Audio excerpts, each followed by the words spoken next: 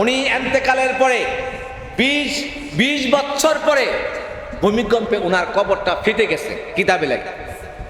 তখন লোকেরা কবর ঠিক করতে গিয়ে দেখে ওনার কবরের মধ্যে কাপড়ের মধ্যে একটা মাটির ময়লার দাগ পড়বে দূরের কথা, একটা তিলা পর্যন্ত পড়ে নাই।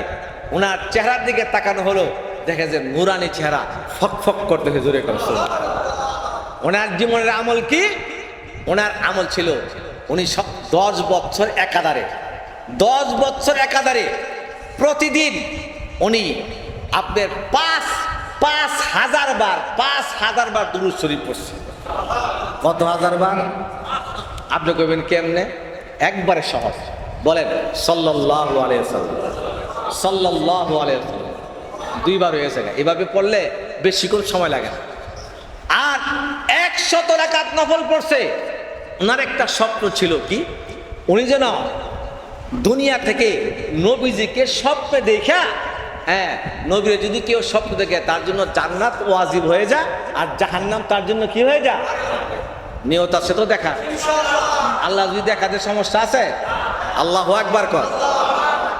শেষ কথা, 10 বছর উনি আমল করছে, তেলাওয়াত করছে, আপনার 5,000 বার দুরূদ শরীফ, 100 রাকাত নফল পড়ছে। দেখে না, একদিন উনি রাতের 3টার দিকে, 2টার দিকে, কিতাবে লেখে 2টা 2:30টার দিকে উনি রাজ দরবারে ঢুকতেছে, দেখে আফগানিস্তানের শহরের একটা মাদ্রাসার ছাত্র ওনার রাজ দরবারে যে বাতি, এই বাতিটার মধ্যে বসে বসে কোরআনে কারীম তেলাওয়াত। উনি ঘোড়া থেকে নামছে, লগে পুলিশ আছে। বাবা তুমি এখানে? ভাই হুজুর মনে কিছু নিয়েন না, আমাকে মাদ্রাসার পক্ষ থেকে কারেন্টের বাতি না, কেরোসিন তেলের বাতি দেওয়া হয় রাত 10টা পর্যন্ত। আমার ব্রেনের অবস্থা ভালো না, আমি একজন এতিম গরিব ছেলে, আমার এই লেখাপড়ার জন্য আমার বাপ মা কোনো খরচ দিতে পারে না, বাতি কিনতে পারি না। আমি প্রায়ই আয়া আপনার এই রাজদরবারের বাতি তো এটা জ্বলতেই থাকে, মেন গেটের বাতি, এটার মধ্যে আমি একটু পড়ি। এ কথা হচ্ছে পরে ওনার দিলে লাগছে, এই ছেলেটাকে ভিতরে নিয়ে আসো।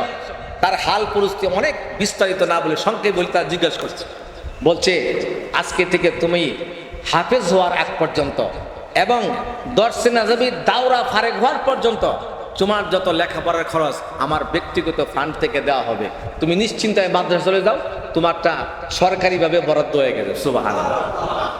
ছেলে চলে যাচ্ছে। এই বাবা, একটা কথা তোমার কাছে বলতাম, কি তো তালিবুল ইলমের দোয়া কবুল হয়, একটা দোয়া চাইতাম তোমার কাছে। কি বলেন?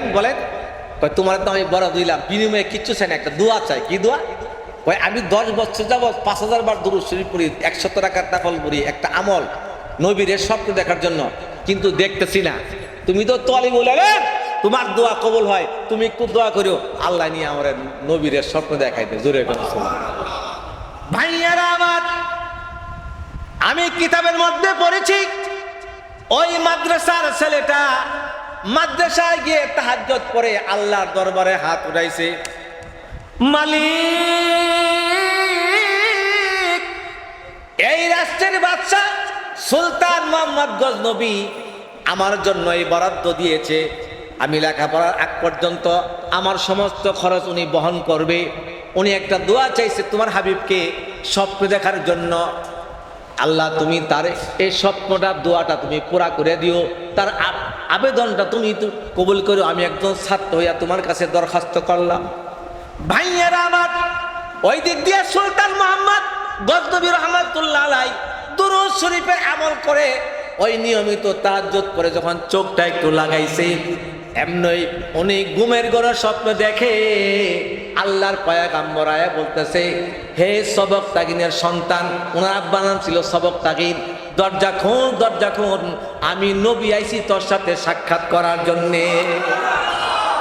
ভাইয়েরা আমার, কিতাবের মধ্যে লেখেন সুলতান মোহাম্মদ গজনবী বলেন, ও ইয়া রাসূলুল্লাহ, আপনাকে দেখার জন্য 10 বছর যাবত বিভিন্নভাবে সাধনা করতেছি, কিন্তু কাজ হয় না, আল্লাহর পক্ষ থেকে কোনো সাড়া পায় না। এবার পয়গম্বর ডাক দিয়া কয়, এ সুলতান মোহাম্মদ সবক তাগিনী সন্তান, শোন, তুমি আমল করছো ঠিক আছে, সবই ঠিক আছে, কিন্তু আজকে একটা তলিবুল ইলমের দায়িত্ব তুমি নিয়েছো।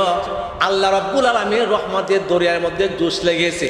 ওই আল্লাহ রাব্বুল আলামিন আমাকে মদিনাতে ওই আসমান থেকে ফয়সাল দিয়েছে আজকে ঘুমের ঘরে স্বপ্ন যুগে তোমাকে সাক্ষাৎ করার জন্যে। আল্লাহু আকবার বলেন। এই তলিবুল ইলমের খেদমত করার কারণে আল্লাহ খুশি হয়ে গেছে। নবী গো আর দেরি করেন না, তার স্বপ্নটা আপনি, এই বাচ্চার দোয়া কবুল হয়ে গেছে, যান আপনি তার লগে সাক্ষাৎ করে আসেন। জোরে কান সুবহানাল্লাহ। নবীর স্বপ্ন দেখলে জান্নাত ওয়াজিব হয়ে যায়, জাহান্নাম হারাম। মহতারাম হাজিরিন, আজকে মুস্তাকুর নবী কাসিমি আসবে, এখানে তেলাওয়াত হয়। আপনাদের এই চন্দ্রগতি বাজার, আমি কিন্তু নরসন্দী আজকে না, 35 বছর যাবৎ নরসন্দী থেকে আমি সাহেবতার মাদ্রাসায়, কিন্তু চন্দ্রগতি বাজারে একটা ইতিহাস ঐতিহ্য আছে না নাই? অবশ্যই আছে। এই বাজারে একটা নাম আছে। আমি এই মসজিদে একদিন